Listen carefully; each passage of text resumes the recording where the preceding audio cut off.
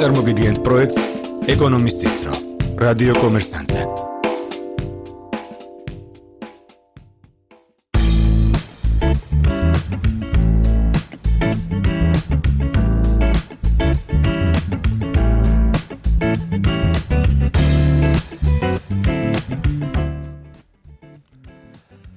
მოგესალმებით, ეთერშია რადიო კომერსანტის და ეკონომიკური კვლევის ცენტრის ერთობლივი პროექტი ეკონომისტის დრო. მე მისი ავტორი ლევან ქისტაური ვარ. ვისაუბროთ ეკონომიკაზე პოპულიზმის და პოლიტიკური სიმპათიების გარეშე. ჩვენი დღევანდელი გადაცემის თემა არის სადაზღვევო კომპანიები და სადაზღვევო ბაზარი, არსებული მდგომარეობა და პერსპექტივები. თემასთან დაკავშირებით ჩვენი სტუმარია ბატონი კოტე სულამანიძე, დაზღვევის სახელმწიფო ზედამხედველობის სამსახურის უფროსი. მოგესალმებით ბატონო კოტე, დიდი მადლობა ბრძანებისთვის და გადაცემაში მონაწილეობისათვის. თქვენის ნებართვით მე მოკლე მიმოხილვას გავაკეთებ იმ სტატისტიკისა თუ იმ მდგომარეობისა, რაც მათ შორის თქვენ საიტზეა, თქვენი სამსახურის საიტზეა, თუ რა სურათი გვაქვს, რა მდგომარეობა გვაქვს სადაზღვევო კომპანიების თუ სადაზღვევო ბაზრის კუთხით, რა მიმართულებით არის და მე უკვე თქვენთან გადმოვალ შეკითხვებით და ასპარეს ასე თქვა თქვენ დაგითხოვთ. 2016 წლის ბოლოსათვის საქართველოში ფუნქციონირებდა 14 სადაზღვევო კომპანია, წელს ერთი კომპანია დაემატა და უკვე 15 კომპანია. დაზღვევის ძირითადი მიმართულებები იყო სიცოცხლის დაზღვევა, უმთავრესი და ძირითადი აქცენტი ამ მიმართულებით იყო და სულ 1.253.000 პოლისი იყო გაცემული, შემდეგ მოდის სამედიცინო, ანუ ჯანდაცვის დაზღვევა, 684 პოლისი, სამოგზაურო დაზღვევა 377.000 პოლისი, უბედური შემთხვევის დაზღვევა 225.000, ქონების დაზღვევა, შემდეგ მოდის ტრანსპორტის მთლიანად ყველა მიმართულებით სულ 69.000 პოლისია, სამოქალაქო პასუხისმგებლობების დაზღვევა 51.000, 52.000 დაახლოებით და შემდეგ მოდის მცირე რაოდენობით სარკინიგზო ტრანსპორტის, საჰაერო ტრანსპორტის, საკრედიტო ვალდებულების, ფინანსური დანაკარგების, ტვირთების დაზღვევა და ასე შემდეგ. ერთი შეხედვით რო გადავხედოთ, ხო კომპანიებს გაყიდული ჰქონდათ, მთლიანობაში გაყიდული ჰქონდათ 3 მილიონამდე პოლისი გასული წლის განმავლობაში და მოზიდული გამომუშავებული პრემიები უბრალოდ მოზიდული პრემიები შეადგენდა 399 მილიონ ლარს. ეს ერთი შეხედვით საკმაოდ ისე დიდი თანხაა, მაგრამ აქ ალბათ გასათვალისწინებელია ის, რომ გადაზღვევის პრემია შეადგენდა 91 მილიონს და თანხობრივად პირველ ადგილზე არის ისევ და ისევ სამედიცინო, ანუ ჯანმრთელობის დაზღვევა დაახლოებით 45%, შემდეგ მოდის ქონების დაზღვევა 16%, სახმელეთო ტრანსპორტის დაზღვევა 15%, სიცოცხლის და სამოქალაქო პასუხისმგებლობის დაზღვევა 6% და შემდეგ უკვე მცირდება და მცირდება. მოიწ მე მაინტერესებს ისევე როგორც ჩვენს მაყურებელს და მსმენელებს თქვენი შეფასება ზოგადად რამდენად აი ეს სურათი რაც ჩვენ დავხატეთ, რამდენად ახასიათებს და სწორ ობიექტურ სურათს იძლევა ერთის მხრივ სადაზღვევო კომპანიების და მეორეს მხრივ ბაზარზე მოთხოვნების. მოგესალმებით ბატონო ლევან, მივესალმები რადიო მსმენელს. დიახ, სწორად აღნიშნეთ, ეს ციფრები არის ის და მიუთითებს იმისკენ, რომ პრინციპში სადაზღვევო პროდუქტების ჭილში ყველაზე პოპულარული არის ჯანმრთელობის დაზღვევა. შემდგომ მოდის უკვე სხვა დანარჩენი, ქონება, სატრანსპორტო და ასე შემდგომ. რას მიუთითებს ეს? მიუთითებს იმას, რომ მომხმარებლის თვალში სადაზღვევო კომპანიები აღთქმულია ძირითადად როგორც ჯანმრთელობის, ესე ვთქვათ, დამზღვევი ორგანიზაციები და არა სხვა მიმართულებით. ანუ ადამიანი ყველაზე მეტად ძირითადად ზრუნავს თავის ჯანმრთელობაზე, ყიდულობს ჯანმრთელობის პოლისს, რათა დაცული იყოს მისი მკურნალობის ხარჯები. რაც შეეხება სხვა ქონების დაზღვევას, აქ პენეტრაცია არის საკმაოდ დაბალი. თუ ავიღებთ პირობითად ავტომობილებს, რომელიც ადამიანისთვის მოხმარების, ესე ვთქვათ, ძალიან მნიშვნელოვან საგანს წარმოადგენს და ძალიან დიდ მასას აქვს, დღეს საქართველოში რეგისტრირებულია დაახლოებით 1.200.000-მდე ავტომობილი, თუმცა დაზღვეული კასკოს ტიპის დაზღვევა რო ვთქვათ, ანუ სადაც ავტომობილს უშუალოდ პიროვნება აზღვევს თავის ავტომობილს და არა პასუხისმგებლობას, არის დაახლოებით 55.000 მანქანა დაზღვეული. რას მიგვითითებს? ეს მიგვითითებს, რომ მხოლოდ 4.7% არის პენეტრაცია. ანუ ეს ციფრი იმდენად დაბალია და იმის მიმართებელია, რომ ადამიანს უბრალოდ არ სურს დააზღვიოს და დაიცვას რისკი თავისი ქონების, რომ ძალიან, ისე ვთქვათ, ძალიან შემაშფოთებელია პრობლემა. რამდენადაც მე ვიცი, შემისწორეთ თუ არა სწორი ინფორმაციას ვფლობ, სადაზღვევო პოლისები, ვთქვათ, არც თუ ისე ძვირია. თუმცა ესეც პირობითია ვიღაცისთვის, შეიძლება ეს მნიშვნელოვანი ხარისხთან იყოს. მაგრამ ამავე დროს მეორე მხარეს როგორ თქვა, რემონტი თუ ავტომობილთან დაკავშირებული, ავტომობილის მოვლასთან და შენახოსთან დაკავშირებული ხარჯები საკმაოდ მძიმედ აწვება ავტომობილთა ჯიბეს, მაგრამ მაინც არ ხდება. დიახ, ეს არის სწორედ და ეს 55,000 მანქანა რაც დაზღვეულია, ძირითადად გამოწვეული არის საიდან, რომ როდესაც ბანკიდან ვიღებ ცეხს მანქანის შესაძინად, უბრალოდ ბანკის აუზებულო სახით თავს მის დაზღვევას, ეს იქნება ბანკი, ავტოლომბარდი, მიკროსაფინანსი თუ ასე შემდეგ. ანუ ესაა ძირითადი მამოძრავებელი ამ სექტორის კუთხით. ფას რაც შეეხება ფას ყველას თავისი ფასი აქვს, ესე ვთქვათ, ანუ ეს პროდუქტი გარკვეულწილად რისკის მატარებელიც არის და ვერ ვწყვი რომ სოფლიოს მასშტაბით გარკვეულწილად იაფაიანად ხასიათდება კასკო. თუმცა პოპულარული პროდუქტი რაც სოფლიოში არსებობს და რაც სავალდებულოა პრინციპში თითქმის ყველგან, ესაა პასუხისმგებლობის დაზღვევა. ანუ შენ თუ ფლობ შენს მანქანას, არავინ არ გავალდებულებს, რომ შენი მანქანა დააზღვიო. შენ უბრალოდ ვალდებული ხარ, რომ შენ თუ მიაყენე ზიანი სხვას შენი მანქანის ექსპლუატაციისას, პირობითად დაეჯახე მესამე პირს, ფეხი მოტეხი ან დაუზიანე სხვა მანქანა და ეს ხო შენი ბრალეულობით, ეს მესამე პირი სწორედ უნდა იყოს დაცული. უნდა იყოს დაცული იმისგან, რომ შენ უზრუნველყოფ მისი მკურნალობის ხარჯის გადახდას, მისი დაზიანებული ავტომანქანის შეკეთებას და ასე შემდეგ. ეს არის ის პოლისი, რომელიც ძვირი არ ღირს დღეს საქართველოშიც, საზღვაო კომპანიები მას თავაზობენ საკმაოდ ნორმალურ და მისაღებ ფასად, სადღაც 60-120 ლარის ფარგლებშია ეს წლიურად. და ეს არის ის პირველი ნაბიჯი, რომელიც ასე ვთქვათ, პენეტრაციას უწყობს ხელს და ადამიანში ვითარდება კულტურა, რომ შეეჩვიოს დაზღვევას, ისარგებლოს მისი ბენეფიტებით და ეს შემდგომ გაითავისოს და სხვა პროდუქტების გამოიყენოს. ბატონო, თქვენ ერთ საინტერესო ის თქვით, მაგრამ ამავე დროს, ანუ ავტომობილების ის დაზღვევა რაც არის, როგორც თქვენ ახსენეთ, ძირითადად არის გამომდინარე ისევ და ისევ ბანკის პირობიდან შეძენის პროცესში, რომ სესხს თუ იღებს მანქანის დაზღვევისათვის, ეს მანქანა მან დააზღვიოს, რომ ბანკი იყოს დაზღვეული, ასე ვთქვათ. იგივე ხო არ შეიძლება მსგავსი, იგივე არა. სურათი გვაქვს, მე მგონი, ზედამხედველობის დაზღვევასთან დაკავშირებით, მე სტატისტიკას რო გადავხედე, სამედიცინო დაზღვევის უდიდესი ნაწილი მოდის კორპორატიულ დაზღვევებზე. ანუ პიროვნება თავისი პირადი გადაწყვეტილებით კი არ მიდის და ეზღვევა, არამედ სამსახური, ასე ვთქვათ, ბოდიშით ამ ტერმინისთვის ოპტომ, ჯგუფურად თანამშრომლებს აზღვევს, რა თქმა უნდა, ის ამ სიკეთეს იღებს კონკრეტული თანამშრომელი ბედნიერია, მაგრამ მაინც ინდივიდუალური ინიციატივები აქაც არ ჩანს.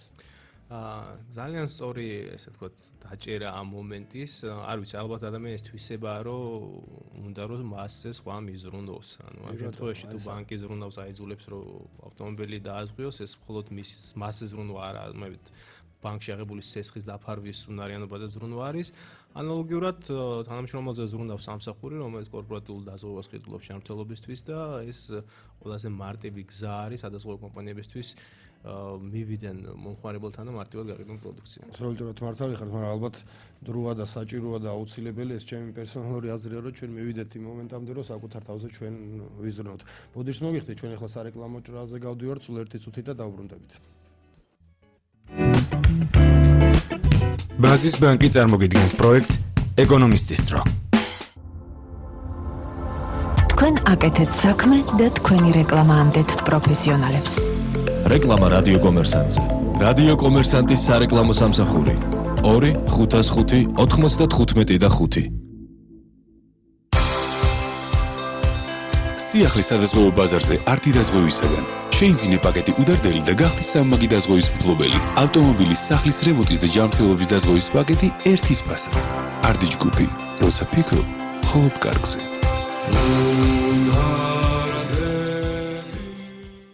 მსოფლიოს წამყვანი ბიზნეს გამოცემის Forbes-ის ივნისის ნომერში. კალფის ახალი სახე ყველაზე მაღალანაზღაურებადი ქართველი სპორტსმენი ზაზა ფაჩულია და ახალი პარტნიორობა, რომელიც ქართულ კალათბურთს ამოქოქავს. რეიტინგები, ყველაზე წარმატებული ინვესტორები, სოცმედიის უმდიდრესი ვარსკვლავები და წლის ყველაზე ძვირად ღირებული სახელოვნებო გარიგებები. ექსკლუზივი Ernst & Young-ის შრომის ბაზარზე მიმდინარე ტენდენციების შესახებ. ანალიტიკა, დიდრდება თუ ღარიბდება საქართველო. აგრეთვე უამრავი საინტერესო რჩევა დამწყები და შემდგარი ინვესტორებისთვის, რომელ სფეროებში გაკეთებული ინვესტიცია იქნება მოგების წინაპირობა და სად არხებს ფულის დაბანდება. იკითხეთ ქართული Forbes-ი, იყავით წარმატებული.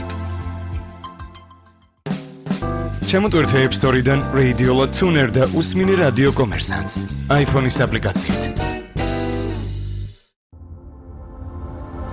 თქვენ აკეთეთ საქმე და თქვენი რეკლამა ამდეთ პროფესიონალებს. რეკლამა რადიო კომერსანტზე. რადიო კომერსანტის სარეკლამო სამსახური 2 505 95 და 5.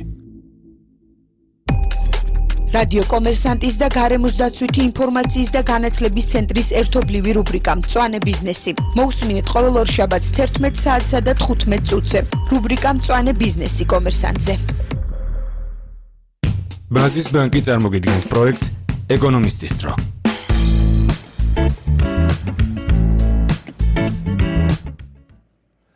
დავუბრუნდით პირდაპირ ეთერში, თქვენ უსმენთ და უყურებთ გადაცემას ეკონომისტის დრო რადიო კომერსანტზე. მე მისი ავტორი ლევან ქისტაური ვარ. დღეს ჩვენი გადაცემის სტუმარია ბატონი კოტე სულამანიძე, დაზღვევის სახელმწიფო ზედამხედველობის სამსახურის უფროსი და ჩვენ ვსაუბრობთ სადაზღვევო კომპანიების და სადაზღვევო ბაზრის არსებულ მდგომარეობასა და პერსპექტივებზე. ბატონო კოტე, სულ რამოდენიმე დღეა, ხო, ძალიან მოკლე პერიოდის წინ წარმოდგენილი იქნა საკანონმდებლო ინიციატივა და გარკვეული სიახლეები სადაზღვევო საქმიანობასთან დაკავშირებით, მათ შორის სადაზღვევო პროდუქტებთან დაკავშირებით, ხო, თუ სწორედ ვამბობ, რაც ეხება სავალდებულო დაზღვევის შემოღებას საქართველოში, კერძოდ საქართველოში არარეგისტრირებული სატრანსპორტო საშუალებების სადაზღვევო სავალდებულო დაზღვევასთან მიმართებაში. მოდით იქნებ გავანუმარტოთ ჩვენს მსმენელებს, რას გულისხმობს, ვის ეხება, რას გულისხმობს და რას მოიცავს. თვითონ მექანიზმით როგორი უნდა იყოს. დიახ, ეს არის პირველ რიგში ეს არის შემადგენელი ნაწილი ავტოდაზღვევის მიმართულებით ჯამში საერთოდ მიდის ჩვენი ხედვები. პირველი ნაწილი არის სწორედ ეს, რომ ჩვენ ვიწყებთ უცხოეთში რეგისტრირებული ავტომობილთა სავალდებულო პასუხისმგებლობის დაზღვევის შემოღებით. ანუ ეს იმას ნიშნავს, რომ უცხო ქვეყანაში რეგისტრირებული მანქანა, რომელიც შემოდის ჩვენს ქვეყანაში, მან სავალდებულო წესით უნდა შეეძინოს პასუხისმგებლობის დასღვევა. მიუხედავად ბოდიშით შევეტყვი, მიუხედავად იმისა, დაზღვეული არის თავის ქვეყანაში თუ არა. მიუხედავად იმისა, თავის ქვეყანაში არის თუ არა, იმიტომ რომ ჩვენთან მათ ქვეყანაში რეგისტრირებული დაზღვევა არ მოქმედებს. თუმცა საომავლო ნაბიჯი არის ის, რომ ჩვენ შევალთ ესე ვთქვათ მწვანე ბარათის სისტემაში, რომელიც მოქმედებს ევროპაში, რაც იმას გულისხმობს, რომ ევროპაში შეძენილი სადაზღვევო პოლისით ევროპაში გადაადგილება ნებადართულია და მოქმედებს ევროპის ნებისმიერ ქვეყანაში. ანუ ესაა ჩვენი ხედვა, საერთოდ საბოლოო ჯამში უნდა მივიდეთ. პროცესი როგორც ესკეთება, არის ის, რომ იქნება ესე ვთქვათ ცენტრალიზებული სადაზღვევო სისტემა, რომელსაც ეს იქნება ცალკე იურიდიული პირი, რომელსაც დააფუძნებენ საქართველოში არსებული ყველა სადაზღვევო კომპანია და იქნება მათი ერთი შვილობილი კომპანია. სწორედ ეს ერთი შვილობილი კომპანია უზრუნველყოფს ამ შემოსულ ავტომობილებზე პოლისების გაყიდვას, ამით ჩვენ ბიზნეს პროცესების ოპტიმიზაციას ვახდენთ, უფრო ვამარტივებთ დაზღვევის პოლისების გაყიდვას, პოლისების გაყიდვა მოხდება ასევე ინტერნეტით და ეს ჩვენ გამოცდილებას მოგცემს და ასევე მოგცემს სტატისტიკას, რომ ავურიცოთ რეალურად ავტოშემთხვევების კუთხით რა ვითარება ქვეყანაში. რატომ ამბობ რეალურ სტატისტიკას? იმიტომ რომ დღევანდელ სტატისტიკას მომცემს თუ გადავხედავთ, საქართველოში წლის განმავლობაში უხეშად დაახლოებით 9000 ავტოსაკრძალო შემთხვევა ხდება. ანუ 1.200.000 მანქანა რა საქართველოში ყავს რეგისტრირებული და პლუს ეს შემოსული მანქანები ახდენენ 9000 ავტოშემთხვევას, სადღაც 0.8% არის სტატისტიკური წარმოსადგენია. დიახ, როდესაც ანალოგიური ციფრი ისეთ მოწესრიგებულ ქვეყანაში კი როგორც არის გერმანია, არის 5%.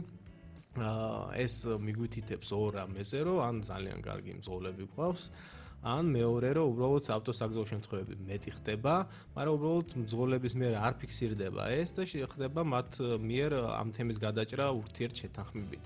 ეს ურთიერთშეთანხმება ცოტა ბრჭყალებში ნათქვამია, ვინაიდან ძირითადად ვერ თანხმდებიან, იწვევს ეს მომხმარებელთა გაღიზიანებას, გაუთავებელ სიარულს პროფილაქტიკებში, ერთმანეთისაგან ესე ვთქვათ თანხის ამოღებას ფინანსურ და დროით დანაკარგებს. არანაირად არ არის ეს ცივილური გზა ამ პრობლემის მოგვარების, სწორედ ცივილური გზა არის სავალდებულო დაზღვევები პასუხისგებლობის, რაც მსოფლიომ გადაწყვიტა რომ ესე დაერეგულირებინა ეს თემა და ეს არის ესე ვთქვათ ჩვენი ერთ-ერთი შემადგენელი ნაბიჯი, პირველი გადადგმული ნაბიჯი, რომ საზღვარგარეთ რეგისტრირებულ ავტომობილებზე შემოვიღოთ სავალდებულო დაზღვევა. ანუ თქვენ როგორც ვთქვით, ეს იქნება სადაზღვევო კომპანიების შვილობილი საწარმო, ასე ვთქვათ, შვილობილი კომპანია, სავალდებულო იქნება ყველასთვის მათში მონაწილეობა თუ ვისაც სურვილი აქვს? ვისაც სურვილი აქვს, ისინი შეერთებიან ამ სისტემაში. და ეს შვილობილი საწარმო, ასე ვთქვათ, უნივერსალურ პოლისს გასცემს, ანუ რომელიმე კომპანიაზე მიბული არის. ეს იქნება ერთობლივი პოლისი, ანუ ამ სისტემაში გაწევრიანებული ყველა სადაზღვევო კომპანიის ერთობლივი პასუხისმგებლობა. და სახელობითი რომელიც? სახელობითი არ იქნება ერთობლივი, დარეგულირება მოხდება ერთობლივად, ამ სისტემაში გაწევრიანებული ყველა სადაზღვევო კომპანიაში იქნება შესაძლებელი, რომ მოხდეს მოთხოვნის დაფიქსირება, პოლისის შეძენა და ანუ ესე ვთქვათ ცენტრალიზებულად, უფრო დავარცხნილად, ლამაზად და სწორი პროცესები წარმართება ეს. მე მესმის, რომ ეს შეიძლება არასწორ კითხვას ვსვამ, მაგრამ მაინც გავბედავსა დავსვამ. ახლა ეს კერძო კომპანია არის, ვინც ამით დაკავდება, შესაბამისად თქვენ ამაში პირდაპირ არ ერევით, სახელმწიფო და თქვენი სამსახური, მაგრამ თუ არის გარკვეული გათვლა სავარაუდო დონეზე თუნდაც და თუ შეიძლება ამის თქვა, რომ რა ეღირება ასეთი პოლისი, რა თქმა უნდა მანქანის სახეობების და მიხედვით ალბათ. პოლისები, ანუ ჩვენ ეს პოლისების ფასი გაიწერა კანონში, კანონით იქნება დადგენილი. ფასი იქნება დამოკიდებული მანქანის კატეგორიაზე, ტიპზე იქნება მსუბუქი, სატვირთო ავტობუსი თუ ასე შემდგომ და ასევე დამოკიდებულია ვადაზე, რა ვადით ყიდულობს პოლისი. ჩვენ ვადები დავყავით რამოდენიმე ტიპად, ავიღეთ ორკვირიანი, ერთთვიანი, სამთვიანი და ერთწლიანი. ვინაიდან ტურისტებისთვის მნიშვნელოვანია რომ მათ შეეძინონ რაც შეიძლება მოკლევადიანი თუ შემოდის მომხმარებელი 10 დღით უნდა იყიდოს მაგრამ მინიმუმ 12 თვიანი 12 ორკვირიანი მოდიშთ და ფასი რაც შეეხება მსუბუქ ავტომობილებზე ორკვირიანის ფასი არის 30 ლარი ერთთვიანზე არის 50 ლარი და ასე შემდგომ ეს ფასი საკმაოდ მისაღები არის უცხო ქვეყანაში შემოსულისთვის ტურისტებისთვის პირობითად ის კონტინგენტი ვინც ჩვენ ქვეყანაში შემოდის მეზობელი ქვეყნებიდან ყველგან არსებობს მსგავსი დაზღვევები და მათთვის ეს სიურპრიზი არ არის რომ დაზღვევა სავალდებულო სახას უნდა შეიძინო პლუს ტარიფები მათი ქვეყნის შესაძარისიდან და ლიმიტებიდან გამომდინარე არის აბსოლუტურად ადეკვატური და აბსოლუტურად მისაღები. იმედია მეც ჩემი ავტომობილით მეზობელ სახელმწიფოებში როდესაც ყოფილ ვარ საზღვრის გადაკვეთისთანავე სავალდებულოა ავტომობილის დაზღვევა, მათ შორის თუნდაც სომხეთში ასე შემდეგ, თუმცა იქ ცოტა მონოპოლისტები გაჩნდნენ ზოგიერთი კომპანიები როგორც ვატყობთ მე და რაღაცა პრივილეგირებული გარემოებით სარგებლობენ და ამ შემთხვევაში ეს იქნება პრაქტიკულად ყველა სურვილი ქართული სადაზღვევო კომპანიის მონაწილეობით. ამ ეს თემა რო გავაგრძელოთ, ეს სიახლე თუ ინიციატივა კიდევ ერთხელ ხაზს გავუსვამ, ეხება ანუ სავალდებულო დაზღვევა საქართველოში არარეგისტრირებულ სატრანსპორტო საშუალებებზე. იგეგმება თუ არა საქართველოში რეგისტრირებულ სატრანსპორტო საშუალებებთან მიმართებაში იგივე, იმიტომ რომ ეს პრაქტიკულად ყველა განვითარებულ ქვეყანაში არსებობს. აქაც თუ არასდროს ჩვენთანაც იყო ოდესღაც, როცა ჩვენ არ ვიყავით განვითარებული. და თუ რატო არ შეიძლება თუნდაც ერთდროულად, ან რას ველოდებით, ან ზოგადად მივიდივართ ამ მიმართულებით თუ არა, თუ მივიდივართ, მაშინ რას ველოდებით? აი სწორედ ლოდინს რაც შეეხება სტატისტიკა არის მნიშვნელოვანი. აქ არის სწორი გათვლა საჭირო რა უნდა იყოს ტარიფი. ამ პროდუქტზე. ამიტომაც იმ სტატისტიკაზე დაყნობით, რომ ჩვენ ავარიების ცხოვრობთ 0.8% გვაქვს, როდესაც გერმანიაში იგივე ციფრი 5%-ია და აქედან გამომდინარე რომ ტარიფი დაგვედო, არ იქნებოდა სწორი. ეს სასაზღვრო დაზღვევები ჩვენ მოგცემს, ასე ვთქვათ, პერიოდს მოგცემს საშუალებას, რომ გავაანალიზოთ რეალურად ვითარება, გავაანალიზოთ, მივიღოთ კოეფიციენტის შეჯახებას, მივიღოთ საშუალო შეჯახების ხარჯი რა არის და იქიდან გამომდინარე უკვე დავადგინოთ ლოკალური დაზღვევისთვის რა უნდა იყოს ეს ოპტიმალური ფასი, ისე რომ არ დააწვეს მოსახლეობას, იყოს მისაღები ყველასთვის და ცივილურად დავარეგულიროთ ავტოსაგზაო შემთხვევები. ანუ თუ სწორედ გაგიგეთ, სახელმწიფო ფიქრობს ამ მიმართულებით მუშაობასაც, ანუ ამ ტიპის სავალდებულო დაზღვევის შემოღებასაც უბრალოდ ეხლა მიმდინარეობს შესწავლა. ჩვენ ქვეყანას ევროკავშირთან აღებული ვალდებულები ასოცირების ხელშეკრულებით აქვს აღებული ვალდებულება, რომ მსგავსი მიმართულებით გადადგავს ნაბიჯებს და უფრო მეტიც არა მარტო სავალდებულო ლოკალურ დაზღვევამ, არამედ გავწერიანდებით მწვანე ბარათის სისტემაში, რაც საშუალებას მოგცემს, რომ საზღვარგარეთ ევროპაში რეგისტრირებული მანქანები შემოვიდნენ ჩვენთან ევროპული დაზღვევით ისარგებლონ და არ დაჭირდათ ადგილობრივი შეძენა და პირიქით. ანუ ესაა ჯამში ნაბიჯი, სადაც უნდა მივიდეთ, პირველი ნაბიჯია სწორედ სასაზღვრო, ამას მოყვება მე ლოკალური და საბოლოო ჯამში გავწერიანდებით მწვანე ბარათის სისტემაში.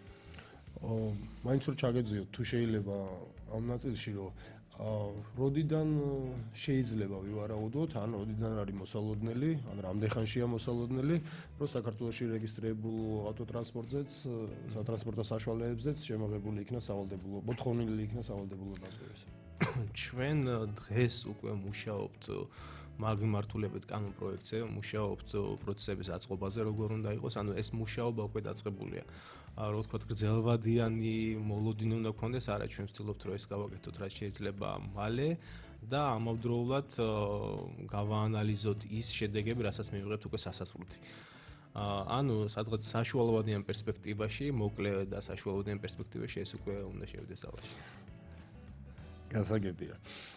კიდე სად შეიძლება მუშაობდეს სავალდებულო დაზღვევის?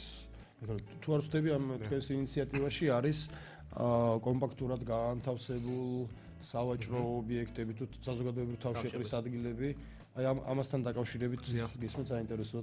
ჩვენ გადავდგით ნაბიჯები იმ მიმართულებით, რაც მსოფლიოში მიღებულია.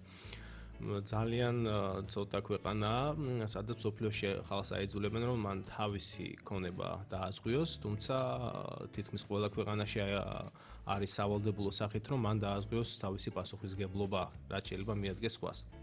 მათ შორის ერთ-ერთი არის საზოგადოებრივი თავშეყრის ადგილებში პასუხისმგებლობის დაზღვევა. ანუ ორგანიზატორები, რომლებიც ახდენენ საზოგადოებრივი თავშეყრის ადგილების მართვას, ეს შეიძლება იყოს ბაზრობები, სავაჭრო ცენტრები, კინოთეატრები და სხვა მსგავსი სტადიონი.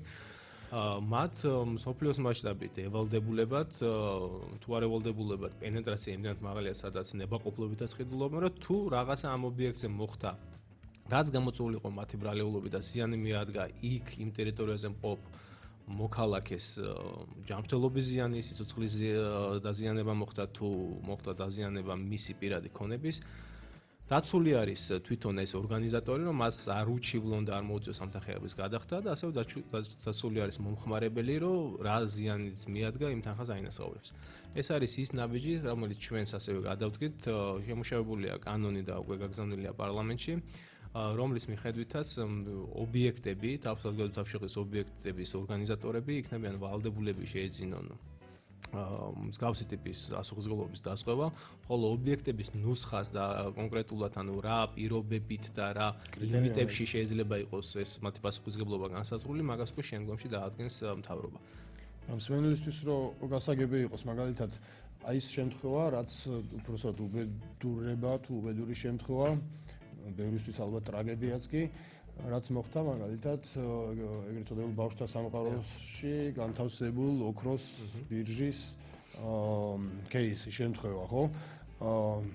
სადაც ხანძრის შედეგად ქონებრივი ზარალი განიცადა რამოდენიმე ათეულმა, ასეულმა თუ არა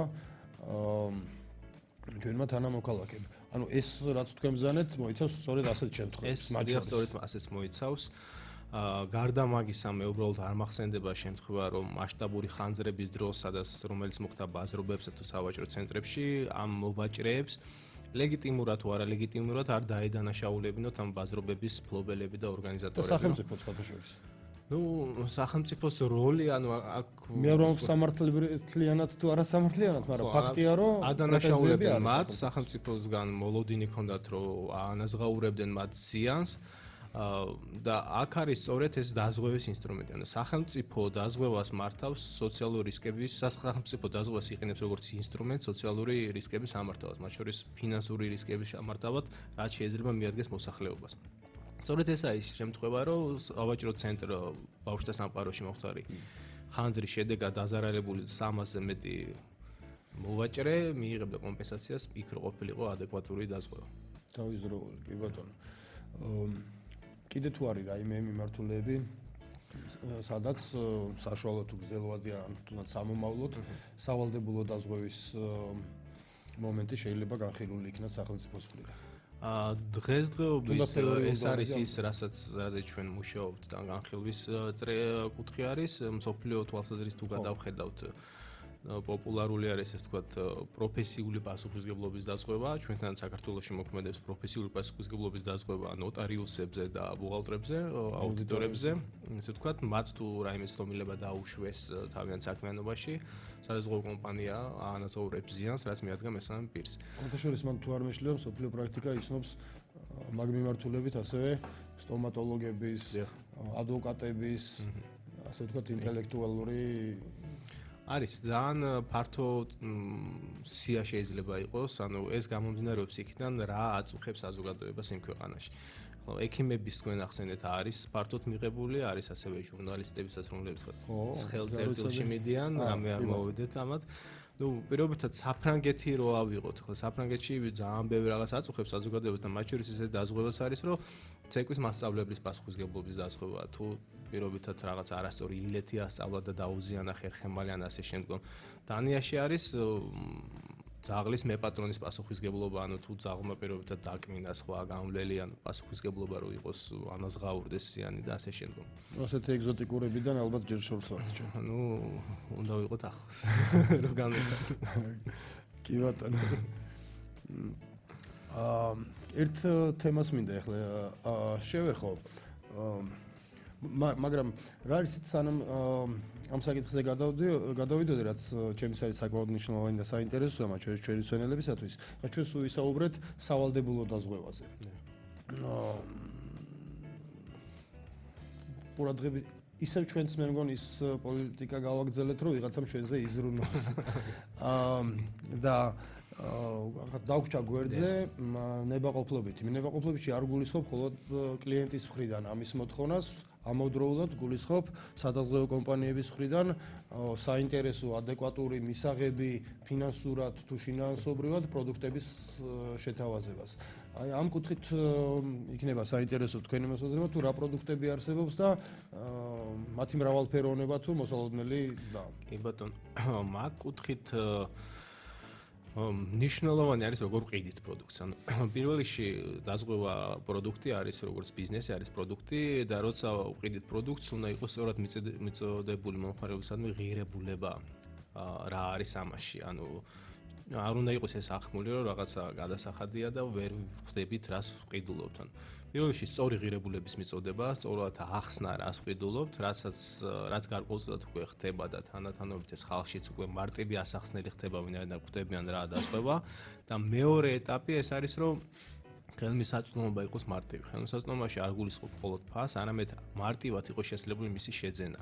არ იყო საჭირო იგივე 21 საუკუნეში არ იყო საჭირო რომ მიხვიდე შენობაში შეხვიდე, იქ რიგში ჩადგე, დოკუმენტებს ხელი მოაწერო.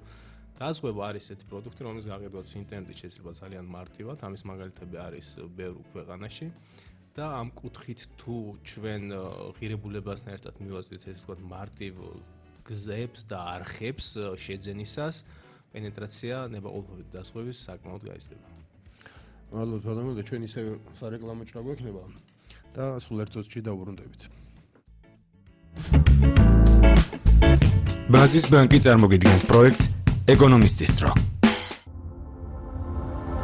თქვენ აკეთეთ საქმე და თქვენი რეკლამა ამდეთ პროფესიონალებს. რეკლამა რადიო კომერსანტზე.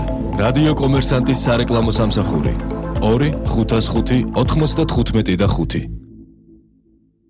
იცით თუ არა, რომ გაზეთი Financial-ი საქართველოში მოქმედ 600-ზე მეტ კომპანიას მიეწოდება. ის უფასოდ ვრცელდება წამყვან ბანკებში, ყველა პრემიუმ სასტუმროში და ბიზნეს სკოლაში.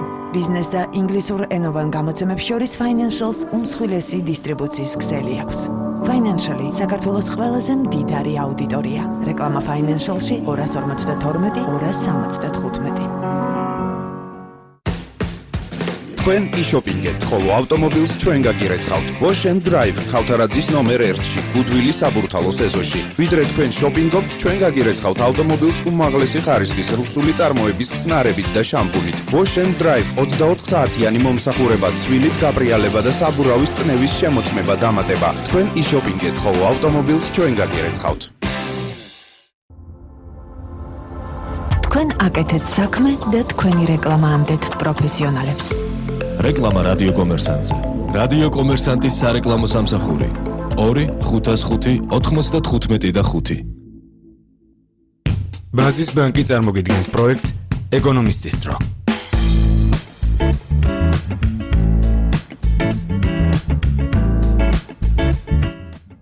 დაუბრუნდით პირდაპირ ეთერში, გადაცემა ეკონომისტის დრო, ლევან ქისტაურთან ერთად.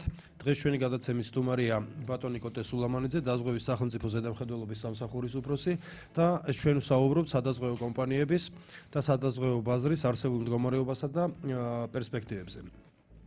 ბატონი კოტე, ახლა ჩვენ გავიხილეთ, ვთქვათ, ფინანსური მაჩვენებლები გარკვეულწილად თუ რა მდგომარეობა სადაზღვევო ბაზარზე, ასევე ის ახალი ინიციატივები თუ მოსალოდნელი ცვლილებები ამ მიმართულებით, რაც დაკავშირებულია სავალდებულო დაზღვევასთან, ავტომობილების სავალდებულო დაზღვევასთან, მისი პირველი ეტაპი უცხოეთში რეგისტრირებული, საზღვარგარეთ რეგისტრირებული საავტომობილო საშუალებები და შემდეგ თქვენ შეიძლება ითქვას დაანონსეთ, რომ შორს არ არის ის დრო, როდესაც საქართველოში რეგისტრირებულ ავტომობილებსაც შეეხება იგივე პრაქტიკა.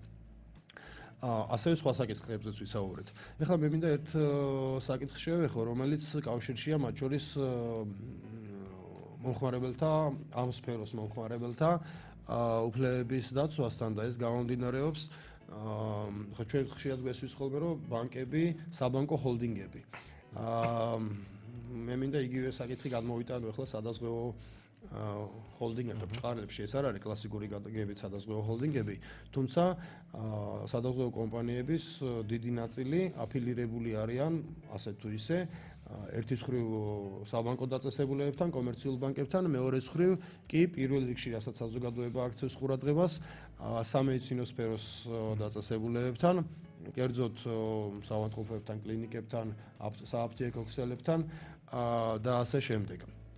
აი ასეთ არ მინდა თქვა ჩაკეტილი, მაგრამ ყოველ შემთხვევაში ასეთი აფილირებული ურთიერთობების შედეგად ხომ არ ვთვლით, რომ ზარალდება ხარისხი, ზარალდება საბოლოო ჯამში მომხმარებელი, ხარისხობრივათაც, ფინანსურათაც და როგორი პრაქტიკაა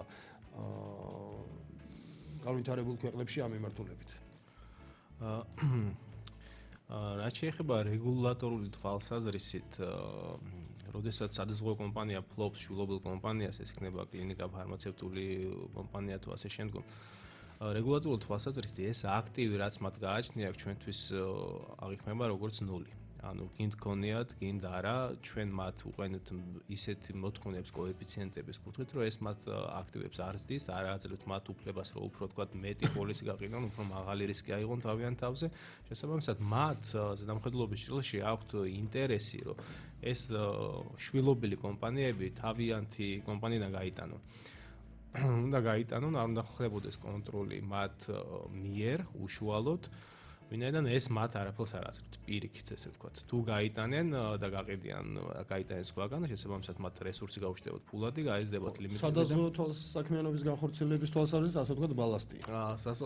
ბალასტია, ანუ როგორც სადაზღვევო კომპანიას ეს ბენეფიტს უშუალოდ არ აძლევს, როგორც სადაზღვევო კომპანიას რო აღარ. მაგრამ ის ბენეფიტს ნახულობს და იმიტომაც ფლობს ალბათ საბოლოო ჯამში. სხვა მიმართულებით, იმიტომ რომ ის გარკვეულწილად კრავს, წრეს, ასე ვთქვათ, თვითონ აზღვევს, თვითონ მკურნალობს, თვითონ აწვდის სამედიცინო პრეპარატებს, სააფთიაქო ქსელის საშუალებით შეიძლება არის ამაშიც რაღაც ლოგიკა, რომ ესე ვთქვათ, cross-selling-ს რასაც ეძახიან, ჯვარედინი გაყიდვების კუთხით გამოიყენონ სხვა მიმართულება. ესეთი პრაქტიკები მსოფლიოში ყველგან ხდება. თუმცა მსოფლიოში მთავარი არის, რომ მენეჯმენტი და ანუ ესე ვთქვათ, ეს მიდგომები იყოს აბსოლუტურად გამიჯნული ერთმანეთისგან. არ კეთდებოდეს ეს იმისთვის, რომ მათმა შვილობილმა კომპანიამ, დედა კომპანიამ თუ დაძმა კომპანიამ იხეიროს იმით, რომ მას გვერდზე ყავს საზღვაო კომპანია. ანუ მენეჯმენტის როლი არის, რომ ეს აბსოლუტურად გამიჯნული იყოს. ზედამხედველები ამ კუთხით ჩვენ ვაყენებთ რეგულირებას, რომ არ მოხდეს ამ მიმართულებით ბენეფიტების მიცემა. მათ შორის ახალი ერთი ინიციატივა არის ის, რომ ჩვენ გვგრძალებთ დანაზღაურების გაცემას სხვა რამით გარდა ფულადი სახისა, ანუ პირობითად შეიძლება ითქვას, რომ თქვენ შეგიძლიათ წამალი იყიდოთ ამ აფთიაქში მხოლოდ, ანუ ეს იქნება აკრძალული, თუ რაღაცა საჭიროება წამლის შეძენის და დანაზღაურება გასაკეთებელია, ფულად სახით უნდა მოხდეს დანაზღაურება და არა თქვა წამლის მიწოდებით. ანუ ეს არის ერთ-ერთი ინსტრუმენტი, რომელიც ჩვენთან არის ახლა უკვე შემოღებულია და ახლა ძალაში შევა ცოტა ხანში. და ანუ ჩვენი კუთხით ამას ვაკონტროლებთ. ამას ვაკონტროლებთ და მეორე მიმართულებს რა თქმა უნდა, ჰოლდინგების კონტროლი, ეს უფრო გლობალური და მასშტაბური თემაა. ამას ძალიან ჩაღრმავება ჭირდება და ანალიზი ჭირდება, რამდენად ვნებს კონკურენციას, თუ ვნებს თუ არა და ზოგადად ეკონომიკისთვის დადებითი მოაქვს თუ უარყოფითი, გაანალიზება ჭირდება, ასევე მომხმარებლის ჭრილშიც. მე უბრალოდ ზოგადად ცნობილია და მე ასე ვიცი, უბრალოდ უმეტესად ასე ხდება და ასე შემოხვედრია, რომ სადაზღვევო კომპანიები, როგორც ასე ფლობენ ხოლმე ბანკებს, არიან ბანკის აქციონერები. ჩვენ სინამდვილეში პირიქით არის, ბანკები არიან. სადაც თავის დროზე ელემენტარულად საბანკო სისტემის განვითარებამ წინ გაუსწრო ალბათ. საქართველოში ესეა, თუმცა იგივე ამერიკაში და სხვა ქვეყნებში სადაზღვევო კომპანიები გაცლებთ უფრო დიდი ფინანსური ინსტიტუტები არიან, ვიდრე ბანკები. სადაზღვევო კომპანიები და საფენსიო ფონდები ერთად ერთად არიან ხოლმე. ჩვენთან სულ ორი საფენსიო სქემა. კერძო საფენსიო სქემა ორი არის, რომელიც მომხმარებლებს, ანუ ესე ვთქვათ, ყველას ემსახურება, მიუხედავად არა მხოლოდ თავის თანამშრომლებს, არამედ ყველას. და ეს დიდი პოპულარობით საქართველოში სარგებლობს თუ ვერ ვიტყვით, იმიტომ რომ ზოგადად საფენსიო სქემის განვითარებას ჭირდება სოციალური ფენის ფინანსური ზრდა, ასე ვთქვათ, ანუ ფინანსურად მათ უნდა გააჩნდეს რესურსი, რომ გადადონ რაღაცა დანაზოგი შექმნან. აბსოლუტურად გეთანხმებით, ჩვენ ეს იგივე ეხება ხოლმე, ვთქვათ, ზოგადად კაპიტალის ბაზრის განვითარებას და ასე შემდეგ, ან ფასიანი კახალდების ბაზრის განვითარებას კონკრეტულად, როდესაც ჩვენ ვამბობთ, რომ იყოს ბირჟა და თითქოს ბირჟა ამუშავებს. თუ დანაზოგი არ არის და არ არის ის, რითაც რიგითი მოქალაქე, თუნდაც ძალიან წვრილი ინვესტორი 100 ლარით იქნება თუ 500 ლარით განახორციელებს ინვესტირებას, ბირჟა ეს უბრალოდ ადგილია ვაჭრობის. ზუსტად, ანუ ბირჟა რო შევადაროთ არის საფეხბურთო მოედანი, მაგრამ ფეხბურთელები თუ არა გვყავს, ანუ ამ შემთხვევაში სადაზღვევო კომპანიები, საფენსიო ფონდები, რომელთაც გრძელვადიანი რესურსი აქვს, სადაზღვევო კომპანიებს აქვთ ასე ვთქვათ ერთწლიანი რესურსები და სხვა საფინანსო ინსტიტუტები, ძირითადად ფონდებზე ალაპარაკი, აქტივის მართვის კომპანიები და მსგავსი ფონდები, მაშინ ამ საფეხბურთო მოედანს აზრი ეგარგება. ხო, გავაგრძელებთ აზრს, ჩვენ თბილისში გვაქვს შვენიერი ფეხბურთის მოედნები, მაგრამ სამწუხაროდ ფეხბურთის გუნდები ისეთი არა. კიდევ ერთი საკითხი. ბანკების მიერ მოზიდული პრემიები და ჩვენ ვისაუბრეთ თუ რაოდენობის პრემიებია, თქვენ ალბათ იქნებათ მონაცემები მიმდინარე წლის პირველი კვარტალის თუ განვლილი პერიოდის ჭრილშიც ასევე, რას უშვება ბანკი ამ პრემიებს, სად ანთავსებს მისი აქტივები, ის სტრუქტურა როგორია და განთავსების ინსტრუმენტები და არიან. ბანკი თუ უკაცრავად სადაზღვევო კომპანია. სადაზღვევო კომპანია დღეს, რა ვთქვათ, დიდი არის მოცულობით ვერა, ვინაიდან ჯამში აქტივებს 540 მილიონია და ფულადი სახით თუ ავიღებს, რასაც ექვემდებარება, ვთქვათ, ისი საშუალებაც აქვს რესურსად გამოიყენოს, 100-150 პარგლებშია. სოფლიო მასშტაბით არის სადაზღვევო კომპანიებისთვის მისაღები ამ რესურსების განთავსება ფასიან ქაღალდებში, ბონდებში, აქციებში, რა თქმა უნდა, ბანკებშიც ათავსებენ თუ ზედმეტი ლიკვიდური აქტივი აქვს, მაგრამ მიზანი არის განთავსონ მომგებიან ინვესტიციებში და მაღალი რეიტინგის მქონე კომპანიების ინვესტიციებში. დღეს საქართველოს ბაზარს თუ გადავხედავთ, ვინაიდან სწორედ ეს საფონდო ბირჟა არ გვაქვს და არ ხდება იქ ვაჭრობა მსხვილი კომპანიების და არ არიან რეიტინგული კომპანიები და ზოგადად არიან თუ არა კომპანიები საკითხავია. ერთადერთი ალტერნატივა, სადაც მათ აქვს საშუალება ფინანსური ინსტრუმენტებიდან თანხა ჩადონ, არის ბანკებში განათავსონ დეპოზიტის სახით. ხო, აი ისევ იქ მივედით, ისევ წეღარავს კი ჰოლდინგი ბანკთან მიმული უბრალოდ აფილირება სადაზღვევო კომპანიების და ბანკების. ანუ გამოდის რეალურად სურათი ესეთია, რომ მოზიდულ თანხების ძირითად ნაწილს სადაზღვევო კომპანიები ათავსებენ ბანკებში და ბანკები შემდეგ ამ თანხებს მაგალითად ანთავსებენ თუნდაც სახელმწიფო ფასიან გახალდებში, ხო? მაშინ როდესაც სადაზღვევო კომპანიებს არავინ არ უშლით ხელს, პირდაპირ შეეძლოთ ეს განახორციელოს და თქვათ მათ შორის მეტი მოგება მოეღოთ. კი, თუმცა ბანკების სადაზღვევო კომპანიების და ნებისმიერ პირი ბანკის მეშვეობით ახდენს ფასიან გახალდებს. სახელმწიფო адმინისტრაციის შეძენას. კი ბატონო.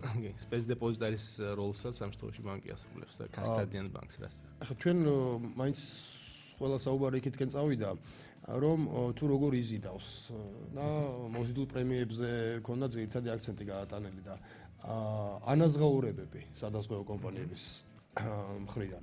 ამ მხრივ როგორია სტატისტიკა და თქვათ რომელ მიმართულებით უფრო ჭყალებში რო თქვა ხარჯიანი აქვს, რა პროდუქტები უფრო ხარჯიანია ზოგადად სადაზღვევო კომპანიებისთვის ამ ბაზარზე. ანაზღაურებები არის ის თემა, რომელზეც სადაზღვევო კომპანიები ხშირად აპელირებენ, რათა კლიენტურა უფრო მოიზიდონ. შარშანთვარსები საქართველოში სადაზღვევო კომპანიებს მე ანაზღაურებული მოცულობა იყო 257 მილიონი ლარი. რა თქმა უნდა არის პროდუქტები, რომელსაც ანაზღაურების განაკვეთი გაწილებით მაღალია, ეს თქო დანაკარგის განაკვეთს ეძახიან loss ratios, ჯანმრთელობის მარტივად არის ყველაზე მაღალი. ანუ ჯანმრთელობის დაზღვევა თუ მოიზიდა პირობითად 100 ლარი სადაზღვევო კომპანიამ და ახლობით 80-90 ლარი გააჩნია პროდუქტს, მერყეობს ხოლმე მისი ხარჯი, ანუ 80-90 ლარს უკან აბრუნებს. 10 ლარი რჩება საოპერაციო მოგება, აქ იქნება ხელფასებს, გირებს და ასე შემდგომ და შეიძლება ძალიან იყოს ეს ბიზნესი ზოგიერთისთვის. მეორე ადგილზე, ასე ვთქვათ, ავტომობილები არის, სადღაც 66% არის მოზიდული რესურსის ანაზღაურება და შემდგომ ეს უკვე თანათანობით კლების ტენდენცია, მე ქონება, კრედიტ ლაიფი და ასე შემდგომ. საინტერესო სტატისტიკაა სხვათა შორის ეს და და კიდევ ერთი თემა, რომელიც ასევე დაკავშირებულია ალბათ საბოლოო ჯამში სადაზღვევო კულტურასთან თუ სადაზღვევო პროდუქტის გაცემის წესებთან და მომხმარებლების ქცევასთან. ამ სფეროში ჩართული არიან სადაზღვევო ბროკერები, რომლებიც ასევე თქვენის სამსახურის მხრიდან არიან ლიცენზირებული, აი მათი საქმიანობა ზოგადად რო გავაცნოთ მშენელებს რას ემსახურება, რითი არიან დაკავებულები და რამდენად ეფექტიანად მიგაჩნიათ მათი საქმიანობა. ნუ პირველ რიგში აღნიშნოთ სადაზღვევო ბროკერი არის ბროკერი, რომელიც ურთიერთობს კლიენტთან, იზიდავს კლიენტების მასას და შემდგომ უკვე თავაზობს სადაზღვევო კომპანიებს, რომელიც უკეთეს პირობებს შეთავაზებს, რომ ეს კლიენტურა იქ მიიყვანოს. ასევე პირიქით გადაზღვევის კუთხით სადაზღვევო კომპანიებს ემუშავება, რომ მათ მიერ მოზიდული რისკები გადააზღვიონ საზღვარგარეთ. შუამავლები არიან, ასე ვთქვათ. და საუკეთესო ვარიანტი უნდა შეარჩიონ. აგენტი განსხვავდება იმით, რომ აგენტი უშუალოდ მუშაობს მხოლოდ ერთ სადაზღვევოზე. დღეისათვის სადაზღვევო ბროკერები სამწუხაროდ ლიცენზირებულები არ არიან, მხოლოდ რეესტრი წარმოება ჩვენთან და ჩვენთან რეგისტრირდებიან. ჩვენ ვაპირებთ ლიცენზირების შემოღებას, მუშაობთ ამ მიმართულებით, ვაკეთებთ კანონ პროექტს. ასევე მუშაობთ სტანდარტებზე, თუ რას უნდა აკმაყოფილებდეს ბროკერი, არის ესე ვთქვათ მიღებული fit and proper criteria-ს ეძახიან, შესაბამისობის კრიტერიუმები, იქ დირექტორის შესაბამისობის კრიტერიუმები, რა მოთხოვნებს უნდა აკმაყოფილებდეს ბროკერი და ასე შემდგომ. გავწერეთ ჩვენ უახლოესი დაახლოებით 1 თვის წინ, 2 თვის წინ მომხმარებელთა უფლების დაცვის ინსტრუქცია, რომელიც დაევალდებულად ყველა სადაზღვევო კომპანიამ თავისთან დანერგოს და წლის ბოლომდე ეს გაუშვას ზალაში და ანალოგიურს ვაკეთებთ საბროკერო კომპანიების და აგენტების მიმართულებითაც. გეტყვით ორი სიტყვით რა გულისხმობს ეს? გულისხმობს მომენტს, რომ როდესაც სადაზღვევო კომპანია შედის ურთიერთობაში მომხმარებელთან და ურთიერთობაში ჩვენ მომხმარებელთან არ ვიწყებთ კონტრაქტის დადებით, ჩვენ ვიწყებთ შეთავაზებით. ანუ თუნდაც უკვე შეთავაზებით, როდესაც მიდის სადაზღვევო კომპანია, უნდა იყოს მაქსიმალურად გამჭვირვალე, მოთხოვნილი არის კონკრეტული მაგალითები თუ როგორ უნდა მოხდეს შეთავაზება, პირველ ფლანგზე რა უნდა წამოიწიოს შეთავაზების დროს, ან აქ არის საუბარი უყოდ გახსნილები. როდესაც ორი მხარე ურთიერთობს, ერთი სადაზღვევო კომპანია და მეორე მომხმარებელი ნაკლებად ინფორმირებულია სადაზღვევო პროდუქტებზე ვიდრე მსხვევი და შესაბამისად სადაზღვევო კომპანიას აქვს უფლება რაღაც ესე ვთქვათ ლექსიკონის გამოყენებით შეცდომა შეიყვანოს. სწორედ აქაა საუბარი, რომ გახსნილად იყოს ყველაფერი გაკეთებული, შეთავაზების დონეზე, შემდგომ კონტრაქტის დონეზე და უკვე შემდგომი ეტაპია უკვე უშუალოდ პოლისის მიყიდვა და ხელშეკრულების გაფორმება. დიდი მადლობა ბატონო კოტე, ჩვენი გადაცემის დრო სამწუხაროდ ამოიწურა, ჩემთვის ძალიან საინტერესო იყო და ძალიან მნიშვნელოვანი სფეროა და დიდი პოტენციალის მქონე სფეროა, მე ასე ვთვლი, თქვენი ქვეყნისთვის და ფინანსური ბაზრისთვის. დიდი მადლობა მინდა მოგახსენოთ გადაცემაში მონაწილეობისათვის. მსმენელს შევახსენებ, რომ ჩვენი სტუმარი იყო ბატონი კოტე სულამანიძე, სახელმწიფო დაზღვევის ზედამხედველობის სამსახურის უფროსი და ჩვენ საუბრობდით დაზღვევის ბაზართან დაკავშირებით, რეალობასთან და პერსპექტივებთან. ჩვენ კვლავ შევხვდებით ერთმანეთს მომავალ ხუთშაბათს 19 საათზე დააწუძე რადიო კომერსანტის ეთერში. მადლობთ, კარგად გრძანდებოდეთ. ბაზის ბანკი წარმოგიდგენს პროექტ ეკონომისტის დრო.